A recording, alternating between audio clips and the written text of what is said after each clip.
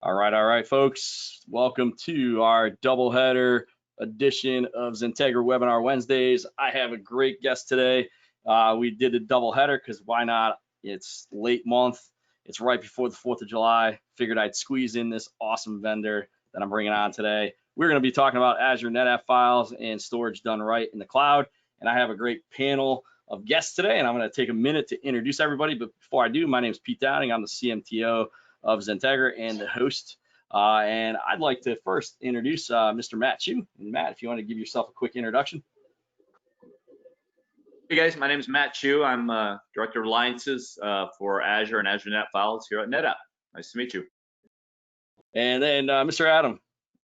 Adam Ginsberg, not Gerg, Chief Cloud Architect for Azure NetApp Files.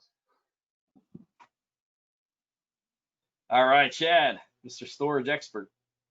Hey guys, I'm Chad Morgenstern. I'm the performance lead for Azure NetApp Files here at NetApp and Microsoft. All right, and Chris couldn't join us. And then last but not least, Zach. Yeah, my name is Zach Missler. I'm a cloud solution architect here with NetApp, focusing on Azure NetApp Files. All right, so thank you guys for joining me today. We're in store for a great overview on Azure NetApp Files, a demo. Chad always gives great demos, and the team as a whole, I love working with you guys, so thank you for joining me. Really quick, a little housekeeping here. We are on GoToWebinar. We encourage questions, so please use the Q&A dialog box to ask your questions. We all are going to be paying attention to them, and we'll throw the questions in wherever the topic dictates. So if you have a question on something that's being demoed, content, etc., I usually throw in the question just to keep it relevant, and definitely encourage questions today. So we are going to just do a quick introduction with some polls as those who have attended. Thanks for returning. Those who have never attended, I love to do polls to get some good data. And then I'm going to pass the baton and mic over to the NetApp team, and we are going to talk about Azure NetApp Files. And then we'll close out with some calls to action and final Q&A. If you haven't already, check out XenTegra.com/webinars. We have a lot of great webinars coming up this summer. I call it the summer schedule. A lot of great vendors. Go check that out, register. July seems to be the theme of monitoring. So there's a lot of great topics surrounding monitoring, etc. And August is some other great vendors that we just recently brought on. Also, XenTegra.com/events. Definitely check out the events calendar. We do hands-on workshops, tech demo workshops, mini workshops, etc. All free. So definitely register for one of those today, especially around WBD. And then finally, XenTegra.com/podcasts, where Andy, our CEO, and Bill Sutton, our Director of Services, does a podcast focused on what's called the Citrix session. So it's all focused on Citrix blogs. They highlight a topic and they cover it. I'm launching a new one tomorrow. And this is kind of my version of a podcast, but I do more of a webinar. And then finally, I'm launching a new series called Nuts, Bolts, and Beers, Technology Unscripted. I take a product and I go through the install and show, nuts to bolts, how it works. And it happens to be at 4 o'clock in the afternoon. So why not tangling some beer in there or a drink of your choice? And we have a little fun exploring some cool technologies. So the next one coming up is going to be focused on MSIX, and I'm working on getting some other key technologies scheduled as well. So keep an eye out for that. All right, I'd like to get my audience involved before we jump in, get some cool anecdotes for the team here on the call. So I got a couple poll questions that I want to ask you. So I want to get the audience involved. The first one is just a warm up. Let's find out, do you currently use Azure NetApp Files today? So quick, easy, question. Yes, no, no, currently using Azure Files, or no, would love to try Azure NetApp Files, or AKA ANP is the acronym for it. So give you guys a couple seconds to answer this poll. These polls are anonymous. No one else on the calls can see them. The only one who can get the data is myself. So don't worry, people on the calls cannot see the data. All right, so we have a couple more seconds as you guys answer this poll. Going once, going twice, and last call for clicks. All right, so we got a good spread here today. We got a small portion of you using ANP, and if you have any questions around Azure NetApp Files, definitely ask, because guess what? We have a great panel of guests today. If you're currently using Azure Files, you'll see some of the power of the why. We'll talk about some of that today. And then finally, if you would like to try it, keep an eye on your email post-session, because I'm going to give you some incentive on why you can try and how you can try Azure NetApp Files. All right, let's talk about infrastructure as a service. So curious to see, who is actually using Azure infrastructure as a service. So the compute aspects of Azure, not Azure AD or SQL or BI, just infrastructure. And if you're only using it in test lab, say you're using it in test lab. If you're evaluating it, try to answer as best as you can here. And this just helps us understand our audience and how you're using Azure today. So we'll give a couple more seconds on this. And again, if you're not leveraging Azure NetApp Files, you'll see today how to do that. And we're going to show you some of the cool integrations it has with Active Directory, how to get it running. And for those who use NetApp on-premise, a lot of the same concepts, just in Azure. All right, so we'll share this pretty even spread. So we got a lot of folks spread across the board here. A lot in the no bucket, so we'll hopefully change that. If you're not considering Azure, before you do, reach out. July 1st is Microsoft's new fiscal year, and guess what? That means some new funding opportunities. So if you're going to try Azure in general or Azure with WVD, let me know, because we might be able to get you some free dollars to try out Azure Cloud. All right, let's talk about Windows Virtual Desktop. Just curiosity of how many folks are either piloting Windows Virtual Desktop, currently testing it. What is WVD? If you don't know what it is, just say it. We don't care. Or no, WVD doesn't meet your needs, or no, it's not even on your radar. So just give a couple seconds in. And this helps us understand, again, the audience, and we're going to talk a little bit about how Azure NetApp Files plugs into WVD and enables it with a cool product called FS Logics. So we'll give this a couple more seconds. Going once, going twice, and last call for clicks.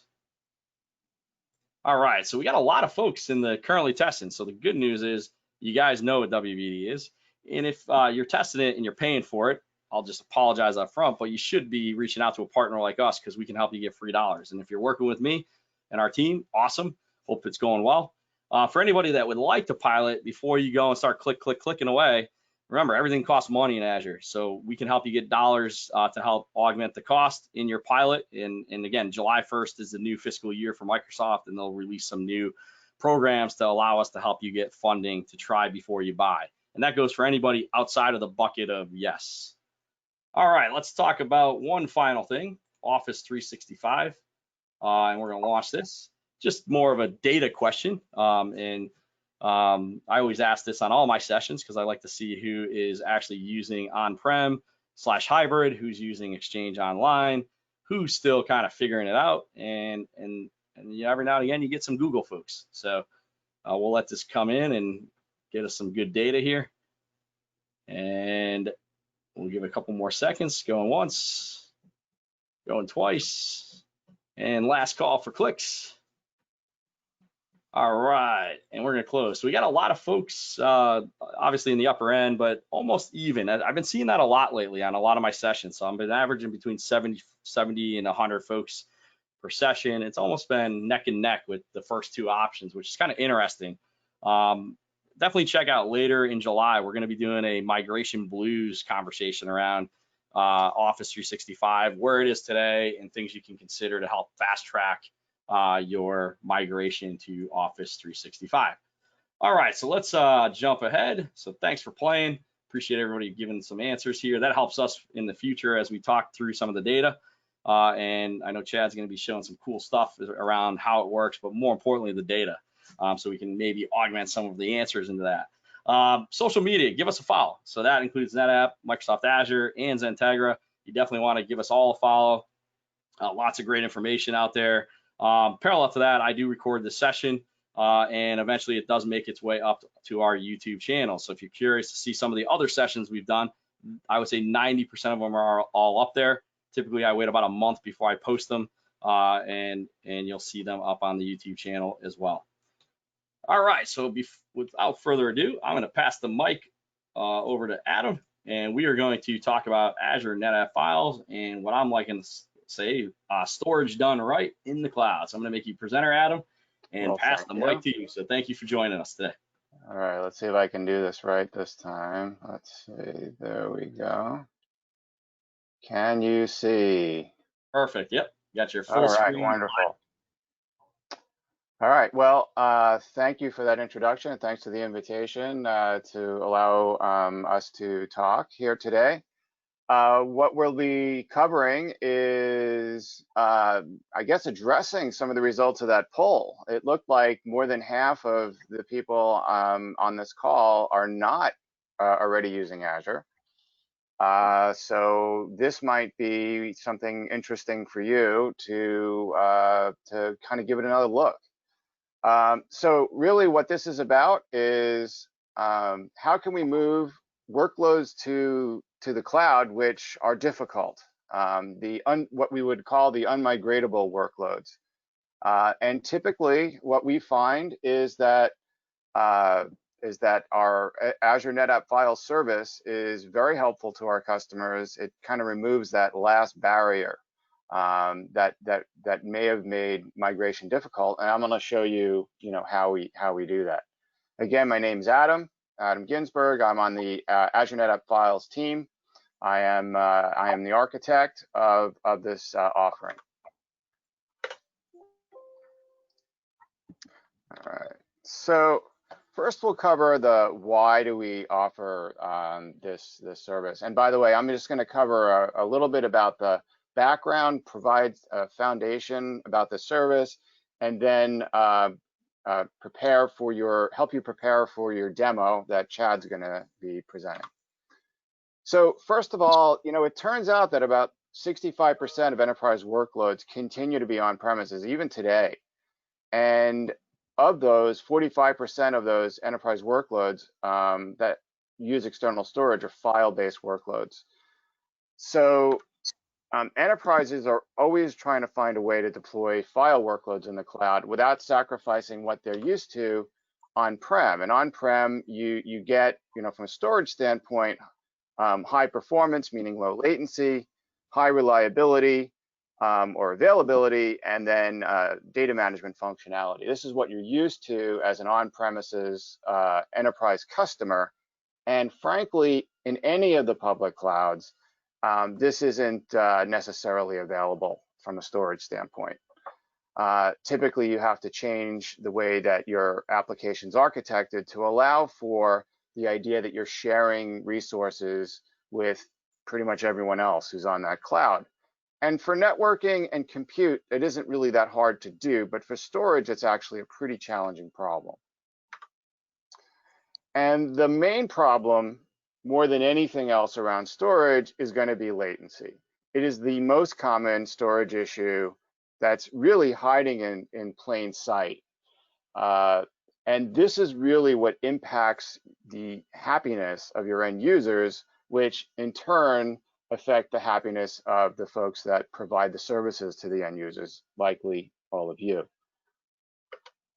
So when it comes to performance, there's a couple of things that just wanted to level set here that are important. So first of all, there's one of the numbers that we look at is IOPS, the number of requests that an application can process in a specific time period. So IOPS is one key indicator. And then we have throughput, and throughput is a formula where you multiply the number of IOPS times the IO size. IO size could be like 4K, 8K, 16K, whatever the block size. You multiply those two things together and you get a throughput number. And the throughput number, generally you want the throughput number to be high, you want the IOPS number to be a high number. However, latency is kind of a different thing. Latency is the amount of time that an application or an end user needs to wait to get a response after a request is given. So latency, you want a low number. It's better to be low when it comes to latency. Now, up until Azure NetApp Files was available, you could get high IOPS and high throughput by throwing a lot of resources from a storage standpoint at the problem. But you couldn't always get the low latency that you're used to on-prem because, again, it's a multi-tenant environment where there's hundreds or thousands of users and you're using general purpose equipment. So latency is something that can't be guaranteed generally in any of the public clouds. So enter Azure NetApp Files. So what Microsoft realized is that they're not the only game in town. We need to find a way to address this issue, because really Microsoft, more than Google and more than AWS, is mostly enterprise customers. Not as many of the born in the cloud. They have the legacy of 40 years behind them. So providing low latency is basically table stakes, and that couldn't be done with any of the technology of several years back. So Microsoft reached out to NetApp and brought NetApp all-flash FAS gear into Microsoft's data centers, and offers this technology as a fully managed Azure service. So this is not a NetApp offered service. This is a native Microsoft Azure offering. It supports multiple protocols, NFS 3.4.1 and SMB3. It provides on-premises class performance in all the three areas which I outlined before: IOPS, throughput, and low latency. But it also offers the most advanced enterprise data management, and it gives you the snapshots, clones, replication that you expect from an enterprise-grade storage solution. And most importantly, for an Azure customer, of which roughly half of you are already, it's an Azure consistent experience in that the user interface it's the Azure portal. It looks exactly like any other Azure service because it is an Azure service. And the support comes directly from Microsoft, and the billing is directly through Microsoft. This is something that you access on portal.azure.com. It is not a marketplace offering. This is a native offering. I can't say that enough. You usually have to say it 3 times before people get it. This is a Microsoft Azure native service. So this is not the only storage service that Microsoft offers. There are others. So why would you want to use this service as opposed to some of the other offerings? And the answer to that really is that you're going to use probably multiple storage service offerings from Microsoft. And what we find is that there's certain use cases, what we call the popular use cases, where it's essential to have low latency, high throughput, and data management, enterprise data management functionality. And some of those use cases are listed here on the screen. Probably the most relevant to this audience is going to be the virtual desktops, specifically Windows Virtual Desktop, but also this applies to Citrix and VMware as well. So low latency is very important. Then there's many other workloads like databases, enterprise applications, SAP, open source Linux or SQL Server, just general file shares, as well as high performance computing, and even Kubernetes or containers. So Windows Virtual Desktop or VDI in general, this applies to Citrix as well.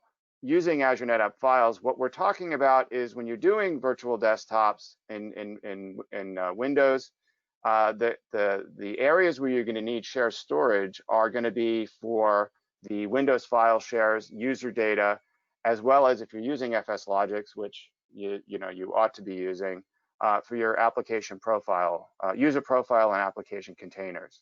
So for that, you do need an SMB share, and Azure NetApp Files will provide that share for you in a way that is unmatched from a native standpoint. So we will be able to provide the highest performance, the best security, highest availability, easy management, and the best economics. And Chad's going to get into the details of each of these areas when he presents. I also wanted to point you to on the bottom of this slide, there's entire web pages full of information about why this is the best way to do things, and the links are right here. So with that, like to provide a little bit of foundational background so that Chad's demo makes sense to you. When it comes to your storage, there's a little bit of a hierarchy in Azure. You have your overall Azure subscription, and then underneath your subscription, you will have storage accounts. And for Azure NetApp Files, you would have an Azure NetApp Files account, and you can have multiple accounts. You can have an account in each region if you would like. And we are in many of the Azure regions. Within each account, you would then create capacity pools, which could be anywhere from 4 to 500 TB in size, and you can have multiple capacity pools in each one of these accounts in each region. And then within each capacity pool, you would then create volumes. And those volumes can be as small as 100 GB up to 100 TB in size, and you can have up to 500 of those volumes in each capacity pool. So if you do the math, this is an incredibly large amount of storage that you can provision in a single Azure NetApp Files account. Now, when it comes to performance, like most things in Azure, there are several ways that you can, several different service levels that you can choose. But the best way to understand this is that we use the same, well, as any native Azure storage service, there's different service levels. As Ultra is the highest throughput, standard would be, in this case, the lower throughput. And that service level multiplied by the size of the volume gives you your throughput performance. So for example, let's say you provision 50 TB of premium, which gives you 64 MB per second. You multiply the 50 times the 64 and you get 3.2 GB of throughput. Now that's a pretty big number in the public cloud. That's way more than anything else that's offered. And by provisioning a premium volume of this size, storage will not be your bottleneck. Most likely it'll be computer networking will then become your bottleneck, but storage certainly will not be. So in this case, volume size would be this much, and then there's your performance. And here's the performance considerations blog as well. So you notice all these pointers to URLs, they're all Microsoft or Azure locations. All right, so with that foundation, I'm now gonna turn over to Chad Morgenstern, who's our performance guru, an expert, and he is going to walk you through a demo of how Azure NetApp Files is presented, as well as some performance considerations. So off to you, Chad. Thanks, Adam. Cool, thanks, Adam. All right, so as Adam was talking, as Adam said, Azure NetApp Files is a Microsoft Azure service offering found directly in the portal. As such, as you said, you have the layer of Azure NetApp File accounts, somewhat equivalent to, but not exactly equivalent to, storage accounts. Gone ahead and created 4 here already.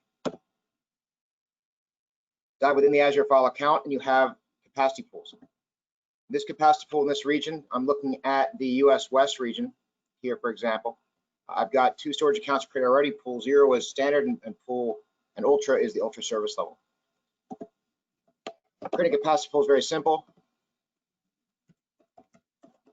Whether you want to create premium or Ultra or what have you, it's nothing more than naming it, selecting your service level, and selecting your capacity, anywhere from 4 terabyte minimum capacity up to 500 KB of capacity. Creation is that simple.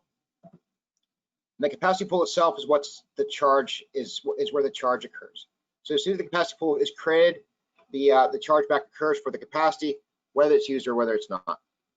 Now, the capacity pool itself is a logical construct that exists from the database somewhere, and it's in accounting. It's for accounting purposes,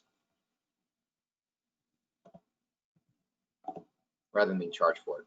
So in the capacity pool itself, go to Ultra. I already have a number of volumes. Here I've got both NFS here, B3 and B4.1, as well as SMB volumes already created. We'll go and create another volume to show you how fast the process is.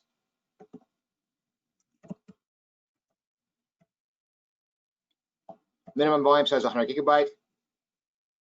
At this point, what happens, it goes ahead and uses an existing VNet. And if a subnet does not exist for you, so what happens with Azure NetApp Files, there are different kind of VNets or different kind of subnets that exist. There is a normal subnet and there's a delegated subnet. If a delegated subnet does not exist yet for Azure NetApp Files, a delegated subnet will be created for you. So let me go ahead and give an example of one. Now, you only get to have one delegated subnet per VNet, but I'll just show you how it works. Delegated 2. And your setter rule comes in here. Now, this delegated subnet is just for Azure NetApp Files. You can go as small as 28 or 27 addresses. The addresses within this range are used for IP addresses that are allocated within the Azure NetApp Files storage subsystem. Again, one delegated subnet per VNet. So now go ahead and create this next protocol. You can select either SMB or NFS. With NFS, you can select NFS v3 or v4.1. With SMB, come up this way. Let's go ahead and create NFS.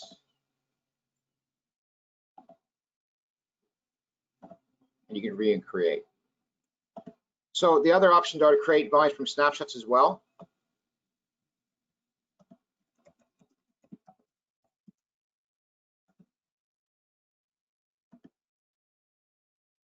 So for example, come in here, look at existing volume.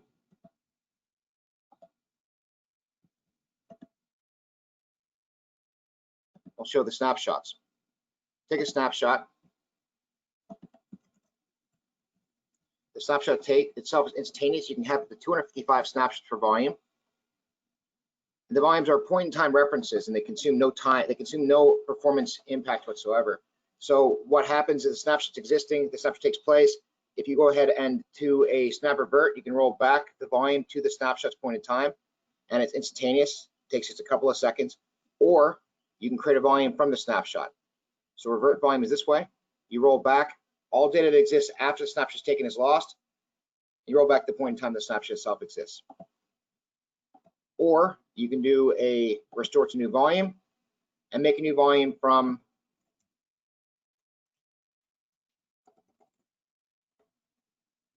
the snapshot itself. Everything else comes in play. Next protocol.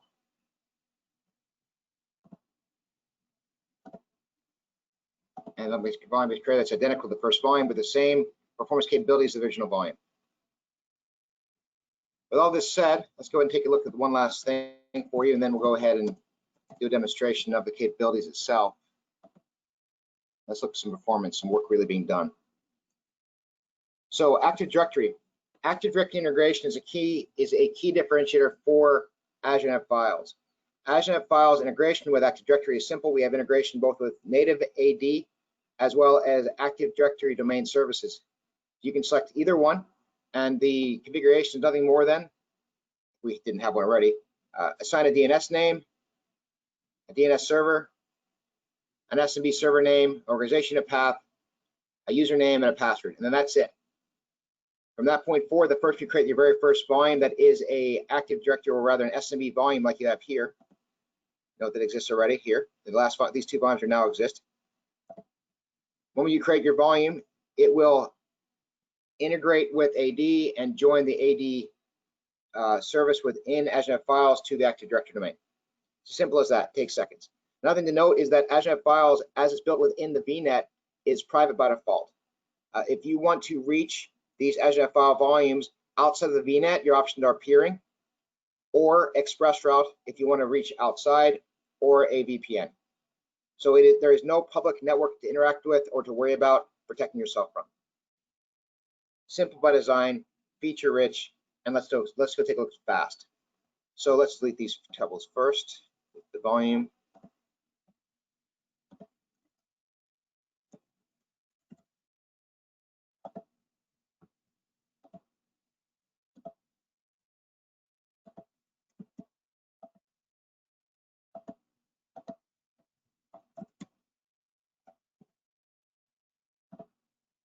Okay, we'll start with this volume here. mChat Ultra 1 has 1.27 terabyte of capacity allocated, and it's using the Ultra service level here. As my colleague was saying, bandwidth is allocated at the volume level based upon the service level. Keep things simple. At the standard service level, as we see here, the amount of bandwidth allocated is 16 megabyte per terabyte. So in this case, for example, we have 100 gigabyte, comes out to be, okay, change a little bit, 16 kilobyte per gigabyte. Makes it easier to talk to that, I guess, in that way. So this case is 16 kilobyte times 100 gigabyte, comes out to be 1.6 megabyte per second of bandwidth. Here we're looking at a 1.27 terabyte quota at the ultra service level. Let's talk about ultra then. So if you get 16 kilobyte per gigabyte at standard or 16 megabyte per terabyte at standard, it's really the granularity is the gigabyte. At the ultra service level, you allocate 128 megabyte per terabyte or 128 kilobyte per gigabyte. So right now we have 1.27 terabyte times 128 gives us 162 megabyte per second of bandwidth. Let's go take a look what that means for us. So we have this volume in place. Get SMB connections.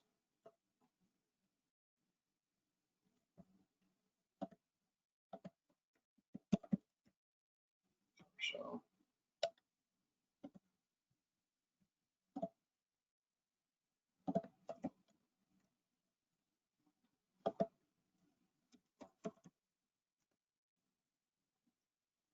here's a server name. Here's the path. Note another differentiator for Azure NetApp Files is the ability to drive extremes amount of I/O. Get SMB multi-channel connection. In this case, you see we have SMB multi-channel in place. We've gone ahead and tampered with the multi-channel connections. This all matters. I'll show you in a second why. SMB configuration.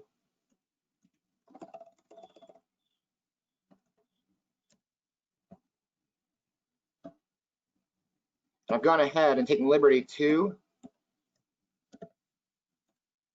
modify the number of connections per network interface to 16.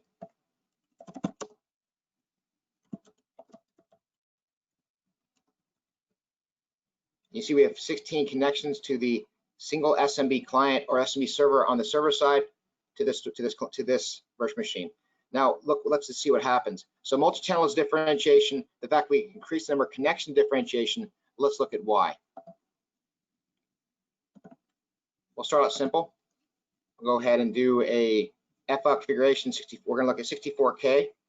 We're going to look at out depth of 16 and num job 16. We're going to try to drive really hard. Okay, this is going to be 100% read workload. Looking here, perf mount, we're seeing we're doing 175 megabyte a second, just roughly what we said we would do. We're seeing here we're pushing just shy of 10 milliseconds of latency. Okay, that's because we're at the very edge of what the volume's capable of right now. We go back in here. We go to the capacity pool. We increase the capacity pool size. How big do you want to go though? Let's say we want to have 5,000 megabyte a second. Now Adam pointed out 3,000 megabyte is pretty impressive. Let's look around 5,000. So we want 5,000 megabyte a second, divide by 128 megabyte per terabyte. We're looking for roughly 40 terabyte of capacity. Let's go to 41 terabyte here because I do have some other volumes in play as well. Volume's 41 terabyte now. Go back to this volume, resize, and we notice the amount of capacity we have available to us above 41464 gigabytes. Make the change.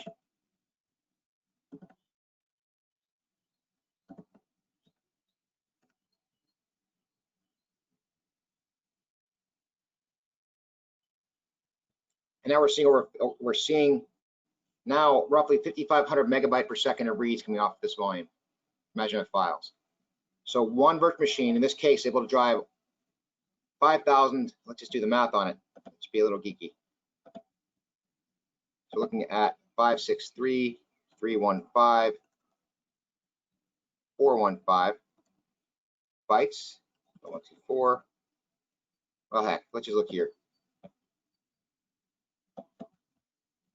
In this case, we saw 5,285 megabytes a second from one volume.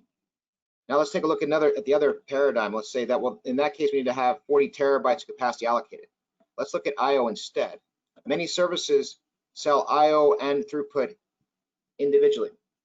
You get 1 IOP, for example, per second with Azure Files Premium. So Azure Premium Files, you get 1 IOP per second sustained, or 3 IOPs per second per gigabyte burst. Let's look here. So in this case, look at a 4K IO size, and let's say we go after 100,000 operations per second. Let's go after 120,000 operations per second. 120,000 operations per second times 4 comes out to be 408. So this is in kilobytes. 468 megabytes of bandwidth is what you need. 468 megabyte per second of bandwidth divided by 128 comes out to be 3.6 terabyte. So 3.6 terabyte, let's resize this down now. We're already consuming 40 terabyte. Let's drop down to 4 terabyte simple. 6, just keep it simple at 4 terabyte. Let's drop it down. Look at the volume itself. How big is it? The volume's consuming 2.1 terabyte. Okay, so let's go ahead and change the capacity pool so we can get our cost savings back under control. Resize. Let's go back down to 5 terabyte. The capacity pool granularity is individual terabytes, so 4, 5, 6, up to 500 terabyte. So now we're at 5 terabyte capacity. Volumes at 4 terabytes capacity. Let's go ahead and do a 100% read scenario.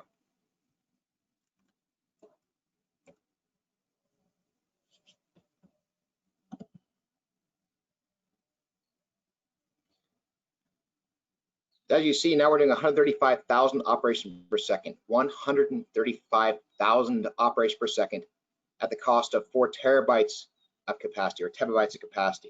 Now, looking at the cost of this, now I allocated 5 terabytes, I admit. The other volumes already existed. Let's look at the 4 terabytes on its own then. If the other volumes weren't in place, already consumed some capacity, I dropped into 4 terabytes. Let's look at that number. So 4 times 102.4, so 496 gigabytes times 0.4 cents or 40 cents. Comes out to be $1,638 a month to sustain, in this case, 135,000 operations per second. As we don't connect IOPS directly to Azure NetApp Files, we don't sell IOPS, we sell bandwidth and we sell capacity. To get more bandwidth, you go more capacity, or you shift service level from standard to Premier Ultra, and buy which one you believe fits best for your scenario. However many IOPS of your IO size fits within the bandwidth made available to you is how many OPS you get.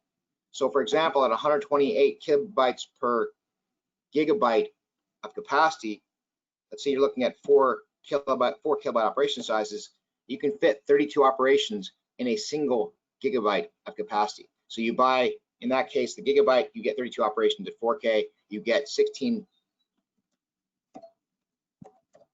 operations at 8K, you get 4 operations, 32K. There's no direct correlation of IO simply saying, hey, I'm going to buy IOPS. You fit your IO size into your bandwidth calculation, which is another key differentiation between Azure NetApp Files and the alternative solutions. I'll show you another thing. Talk about latency. Yes. Chad, can I jump in really quick? I want to kind of compare this really quickly to more of a use case scenario. All this performance information is fantastic. I personally, benefit from Azure NetApp Files being so great in my day-to-day with my job. But let's think about a VDI scenario where, just take logon storms for an example. When your entire company is hitting a VDI deployment all at the same time, you're going to need really, really high storage performance from a solution like this. Having all these user profiles that are loading, whether you're using FS Logic directly from a single share location, you got to think latency. The response time has to be as low as possible for it to perform to what the end user expectation is, but also what Chad's covering here, IO throughput, all of that needs to be just as optimal and just as high for those periods. But being able to change it on the fly and on demand and controlling cost, where you can flip up the performance for a 2-hour window and everyone accesses their VDI deployment and drop it back down once everyone's in their sessions running, working. Having that type of flexibility with this high performance is really one of the game changers for Azure NetApp Files by itself. Yeah. Sorry, Chad, just wanted to jump in there. Yeah, and I agree. So Chad, quick question for you. So, and maybe you can answer this because I think it's very, it kind of aligns to what you're talking about, and maybe this will help get some questions going for you. So, the common question I get all the time from my clients and customers is, when is, you guys have a 4 terabyte minimum, right? And I always tell my customers, don't be afraid of that, because, and so what's your typical guidance on when does Azure NetApp Files make sense versus using, Azure Files, like from a cost perspective? Because I've done the calculations, and I found that if you piecemeal some of the functionalities together in Azure Files, you can get up even more expensive than Azure NetApp Files sometimes for 1 terabyte or 2 terabytes of space. So what's your typical? Thank you for asking that question. In fact, we can go there now. One final step I want to show you, then we can go ahead and talk to that exact thing. Thanks for the transition. Looking here, in this scenario, the first machine is Windows 29's first machine. It's a D64, so it's got plenty of bandwidth on the machine. We're looking at sub-millisecond latency for these operations. So in this case, 0.8 millisecond from perfmon from the client perspective. So phenomenal latency, phenomenal throughput, phenomenal I/O, it's all available to you. But why does this matter? That's the question just asked. It matters because it gives you flexibility to adjust to any scenario. Looking at some basic things here, and we'll swing over to what you're talking about in a second. Look here, for example. Just some recent papers I've written in the last couple of months. Unlock the power of Windows Virtual Desktop. So looking at Azure NetApp Files as a Windows Virtual Desktop solution that enables you to scale up and scale out and get it wrong the first time. Many of us don't know what our application really needs to do. When we looked at on-premises, many of our engineers just didn't have the in-depth knowledge of what their application were doing. And that's from the application perspective. From the storage admin perspective or Unix admin perspective, Windows admin perspective, it's very hard to know, especially in scale-out environments. With Azure NetApp Files, you have the power to get it wrong the first time and adjust your scenario by increasing or decreasing the amount of bandwidth, increase or decrease the capacity and demand to adjust for increased needs. If you're looking at WD, for example, and you want to deploy 1,000 users or 5,000 users, do you know how many IOPS those users are doing? Do you know the profile and what the profile types are really doing? The applications are interacting. Are you looking at login storms that will affect profile loads? Another example of this is with WVD, you have the capability to do a multiple profile types. There's a profile type that you use for app attach, for example, that does different disks. The different disks have to be merged at either log on or log off time. By having the additional bandwidth available to you at the ANF level allows you to adjust for and adjust back based upon demand. Okay, looking at things like offline cache, an Outlook cache, how many emails you have, how many emails you get per day, change your IO profile. Having ANF gives you the ability to scale up and back based upon the needs. Looking at Azure Premium Files, Azure Files, because of the IO direct correlation of IOPS to gigabytes within Azure Files, you have to purchase more capacity to avoid scenarios where your steady state is higher than you think it is, or make sure you have enough capacity such that you can absorb the logon storm that occurs if you're using a profile type that it increases your additional IO, right? With Azure NetApp Files, we're also looking at workloads like Oracle databases. We're looking at MySQL, looking at SQL Server, looking at electronic design automation, so EDA, chip design. As these are scenarios we have, these are scenarios that we've sold into. SAP HANA, another high demanding workload. We don't just go after the high demanding workloads, we go after low demanding workloads, and we go after the ability to provide flexibility to make the changes as you need and see fit. So the question you just asked me just a second ago was about when do you purchase which and how they really work out. Let's talk about that for a second. So what we have here is a direct comparison between Azure NetApp Files, Azure Premium Files, and Azure Files. It's a line by line, frankly, a little bit overwhelming comparison of the different technologies and the capabilities. And on the right side, I show about what I would view as being the stronger win, what the stronger win is. There's only one scenario where Azure Premium Files really truly comes out as the preferred solution over Azure NetApp Files. And that's in the fact that with Azure NetApp Files, it's very difficult to predict when you'll get a new storage endpoint. With that said, each storage endpoint gets 80 gigabit of bandwidth or 10 gigabyte of bandwidth to play with. So it's not really too terribly important. With Azure Premium Files and Azure Files, you get a fixed amount of IOPS. For example, Azure Premium Files, you get 100,000 IOPS per second to play with within a storage account. Therefore, to get beyond that, you need to allocate a new storage account. Azure Files being the same kind of scenario. Beyond that, the strength tends to lie with Azure NetApp Files. When it comes down to availability, with 4 nines versus 3 nines availability, higher level S2 protocol, the ability to, we do not have encryption in place yet. It's coming very shortly for SMB, which allows us to turn it on or off. With Azure Premium Files and Azure Files, it's simply on, which has an impact upon performance. Looking at snapshots, 256 versus 200, the ability to do reversion is a very big deal. the ability to get it wrong and to roll your whole system back without having to worry about a offline restore, copying data back from Azure Backup or from S3 or from object storage back in, or from copying content out of snapshot back into place. But it'll roll the whole volume back, allows you to recover from scenarios instantly. That's where revert volume comes in. Cloning the volume, the ability to make QA and test environments rapidly, so rapidly, in fact, that it just takes seconds to create a new volume, as I showed you before. That's exact identical of the original volume. We still have also the ability to do copy of content out of snapshot as the other two systems do. Maximum volume size about the same, 100 terabyte across the board. Maximum file size with 16 terabyte versus 1 terabyte. So looking at fact-driven line by line what the differences are. Looking at the, let's see, and let's look at some other basic ones here as well. Looking at upper level, we're looking at Azure NetApp Files can do roughly 450,000 reads per second and about 130,000 writes per second with no limitation per file.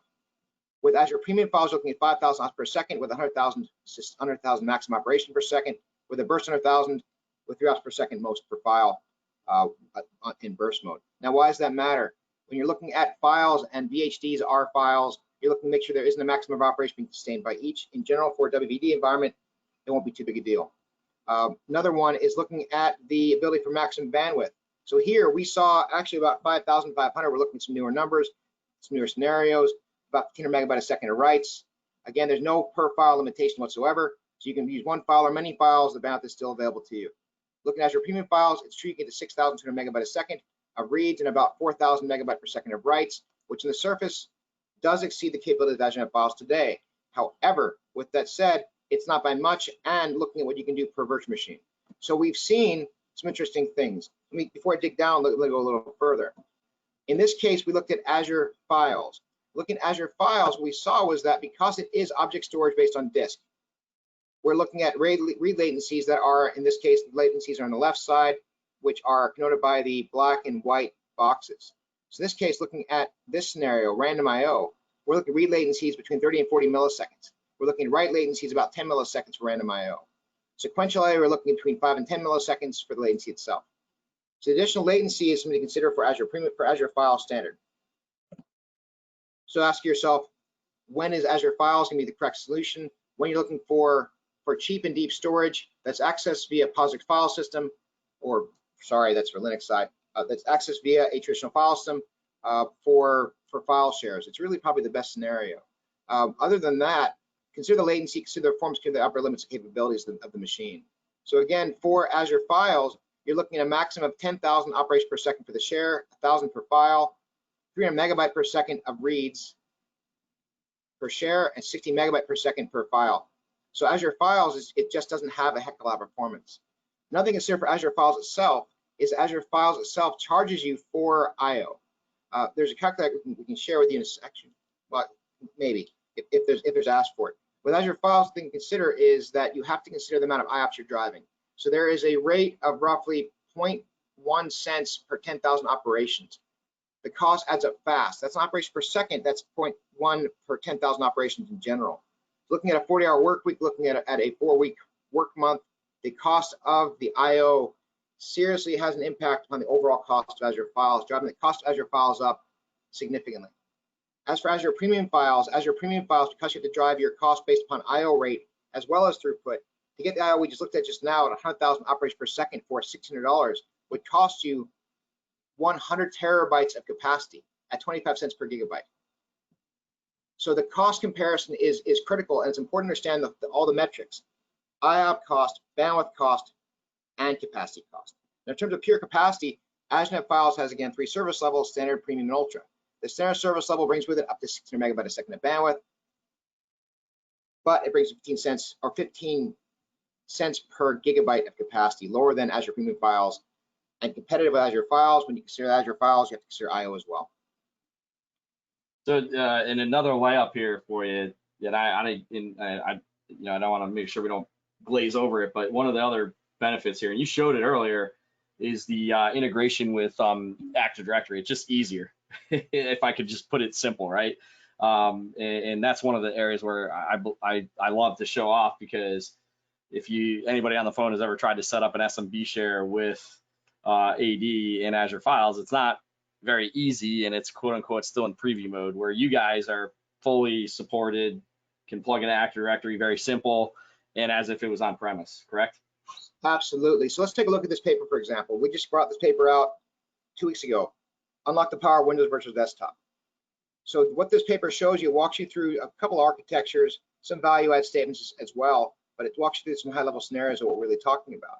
So for example, secure by default, simple by design. What that means is that since Azure NetApp Files, as I said before, is isolated within a VNet, the delegated subnet within the VNet, the only way to access the files are either through the VNet itself, through VPN, or through Azure Express Route. So it's protected from the network. Limit the complexity. With the NetApp Virtual Desktop service, you can build out a WVD deployment fairly quickly, fairly easily, and efficiently, and managed to avoid the complexity. Looking at integration, let's skip over get the cost of control. We already talked about that pretty in depth with the ability to increase or decrease your allocation of capacity in the service level or select the service level is right for you. With the integration, the fact that you have simple and easy integration using Azure, using the AD connector, that's nothing more than 5 questions that then configures and connects your machine to ADDS or native AD. Rather than the complexity, you have to go into PowerShell, which is complex on its own, enable domain services for your Azure Files environment, and then integrate directly with the AD from a VM sitting within the Active Directory domain itself. The complexity is gone. It's a simple one-step process to connect into AD with NTFS Active, et cetera, in place. Yeah. Scalability and data protection. I haven't even talked about that yet. We talk about data protection. The fact that we have the 255 snapshots, you can do snap revert and then test your data out as well in a alternate snapshot is a brilliant solution that you can make sure your data is protected and protect yourself from ransomware. And the last one we really want to talk about is cross-region replication. There's recent talk within the Azure File community around the ability to do geo-replication, protect your data by replicating across to other regions, right? And it's a great solution that protects your data from data loss, gives you a high degree of data durability. It functions a similar way to premium disk and ultra disk, where if you lose the disk or you lose the files from local, the data is pulled over from remote location, but increases your latency and you can't control that. Within Azure NetApp Files with cross-region replication, which is whitelisted right now and is coming soon to GA, you get the ability to peer regions. So you can peer, for example, Canada East to Canada West, US East to US West. Different regions around the world can peer to one another. The advantage of that is very fascinating. You get to control replication between the 2 locations. And then on the remote side, you get to do read-only access whenever you wish, or you can break the relationship temporarily and then make the file system read-write and access your environment entirely remotely. We've got a customer who's talking about doing their DR plans that they run continuously. In that scenario, they've got half their users that are in one region of Canada accessing their file system in another region of Canada. So east to west, west to east. Every 2 weeks, they flip back and forth. So the users in east now access storage in east, user west access storage in west. Flip back and forth every 2 weeks. The reason for that is they get to test their DR. They're always making sure that things are running along safely with minimum latency or the latency they control from desktop down to storage itself.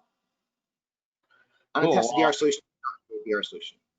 Nice, I love it, man. So as we can see, Matthew, you got a lot of knowledge, man. I want to get you back on another one. Maybe we pick another topic to talk about, but I'm gonna have to steal back control. But as I do, I got one good question here. Is there any integrations with Nutanix, the Nutanix AOS? Do you guys work with Nutanix if they're going to use Azure NetApp Files, let's say up in Azure, obviously, and then have Nutanix on premise? I can't speak to that. I've heard nothing of it. Yeah, so so Ed Ardley, that's a great question. Let me follow up with you on that. So Nutanix does have some decent Azure integration, and then it's more about the connectivity. So if you have the connectivity from point A to point B, depending on the connectivity, whether it's Express Route or VPN, is going to dictate, how you can talk to that file share. And we can dig deeper on that, Ardley. All right, cool. So really quick, so question came up. Hey, how do I work with my local NetApp sales rep to get licensed for Azure NetApp Files, or do I work through XenTegra? So Matt, I'm going to throw that one to you, and since you and I talk all the time, what's your thoughts there, and how do our the folks on the phone get access to this? And I'll add some color as well, something that you and I are working on. Yeah. So really quickly, so as Adam pointed out at the very beginning, this is a service that is 100% owned by Microsoft. So the way you gain access to it is simply to gain access to your Azure environment, your Azure portal. So if you're already in Azure, it's a feature that's there under the storage, and you just can start using it. Now we're in what's called a white listing stage right now, where we still have to turn on all the features. So you would basically send the subscription ID, or have Pete and his team give us a subscription ID for that Azure environment, and we would activate all the features. So the answer to your question is you get set up in Azure through XenTegra in terms of whatever your use case is, whether it's WVD or whatever, and they will enable the access to the service. You do not go get a separate license from the marketplace. You don't have to work with your NetApp sales rep. You work through XenTegra and just directly gain access into your Azure environment, and that's how you gain it. Because again, this is 100% a Microsoft-owned solution. Sweet. And yeah, just as a friendly FYI to anybody who's on the call today, I'll send an email. Well, my system will send an email out that will ask you if you want to try this out. Here's the information we need. I'll probably put it in a little form, that way it's a little easier, and try to simplify it for y'all on the phone. And one thing I forgot to mention is, yeah, if you attended this morning's webinar and this afternoon's webinar, we will be putting the data together, and everybody who's attended both today get a Grubhub gift card, no questions asked. The only caveat there is we do ask for business email. So if you don't have a business email, we may ping you really quick and say, hey, can you get a business email, just so we can make sure you're real. So really quick, who's XenTegra and how do we work together with Azure and NetApp? Well, first off, we're a partner of both. But second off, we're big believers in Azure WVD, Microsoft WVD. And on the flip side, we can also implement and manage Azure. So we can provide an as a service offering on top of Azure, Citrix with Azure, and then under the covers, we also have our own hosted private cloud if you're interested in having us host everything and manage everything nuts to bolts. Again, if you're interested in, hey, I just want to get this stuff up and running and let you guys manage it, we can do that. Or, hey, we want to get this stuff up and running, can you help me? We can do that as well. And one of the things I'm working on with Matt is a way to give you guys some money in dollars towards your trial. So keep an eye out for that. I'll try to work with you to at least, that way you can try it before you buy it and you don't have to spend a little money. So that's something that I'm working on with Matt. Now, that said, we do also offer a couple free assessments, and in the spirit of WVD, we offer what's called a free micro assessment, and we come in, we evaluate your EUC environment, your end user compute environment, and we provide a nice SWOT analysis. And if you're interested in understanding how that works, why we do it, etc., please reach out. And then finally, hey, are you hiring? We have our staffing division of our company. And if you're looking for help, let us know. And if you're also looking for a job, let us know. We are always looking for, hires throughout the US. We have a lot of great openings right now with clients of ours. So definitely take a look at our staffing page. So again, calls to action here. You are going to get an email from my system that's going to say, hey, here's how you try it. And if you're interested in trying it, definitely get me that information that I'm going to provide. So keep an eye out on that and read the email, so that way you understand what you need to provide to me. And then parallel to that, if you want to dig deeper, definitely reach out and let us know, because we can take you through all their use cases, get Matthew on the phone, etc. As you can see, he's very passionate, and Chad is very passionate about the technology here, as is Adam. Everybody's passionate, man. I've been around NetApp since provisioning services when I worked at Ardent's, and that was my first integration and soiree into the NetApp world. So I've been around it a long time and love the technology. So again, reach out, and we want to get you up and running on Azure NetApp Files as fast as possible. And last call for final questions as we do a quick wrap up, because we're coming up to the top of the hour. Any final thoughts, Matt, on your side? No, this is a great, really appreciate it, Pete. And yeah, any questions, reach out to Pete and the XenTegra team. We'd love to help you guys figure out how to enable a great performance on your WVD implementations or VDI implementations in Azure, and any other use case you're thinking about. So appreciate it. Thank you. And I think our future one's going to talk about maybe that awesome acquisition you guys just made around Cloud Jumper. So I'd love to get you guys on the schedule for that. So Adam, any final thoughts? I loved your presentation, and obviously you know storage. So any final thoughts? Yeah, it's I noticed that 53% of your participants are not even using Azure yet. So I hope that this is one of those things that will make you reconsider that, and hopefully that this storage offering will enable you to move those applications to the cloud you thought couldn't be moved. Yeah, I'm excited. I love the solution, and hopefully that's a kudos to you because I know you're one of the main architects. So. And then Chad, any final thoughts besides your data crunching, man? Every time I get on the phone, I learn something new. No, next time give me some time to talk so I can maybe 3 or 4 hours you guys time, we're good to go. Yeah. And again, I think, I'd love to, again, if you have deeper questions, I probably can email Chad and say, hey, can we get on a call with the client? So I'd love to pull you on client calls as well. And then Zach, any final questions? Or any final? No, nothing. Sorry. Yeah, nothing. No, all good. Nothing for me really, other than if you're thinking about trying out Azure NetApp Files, the VDI route in Azure is really kind of an easy entry point to see the true value of the solution. Sweet. All right. And again, keep an eye out. We're going to be sending out some information on how you get this, some cool white papers that Chad mentioned earlier. I try to give you guys some good information as part of these attendance. And then for those who attended both sessions, give me some time. We got to merge the data, and then I'll send them over to Megan, who sends out the Grubhub gift cards. So again, thanks folks for joining my doubleheader webinar Wednesdays. Thanks NetApp folks for joining me today. I look forward to having you guys on the future. And as I always say, see you next week, and see you guys on the flip side. Thanks.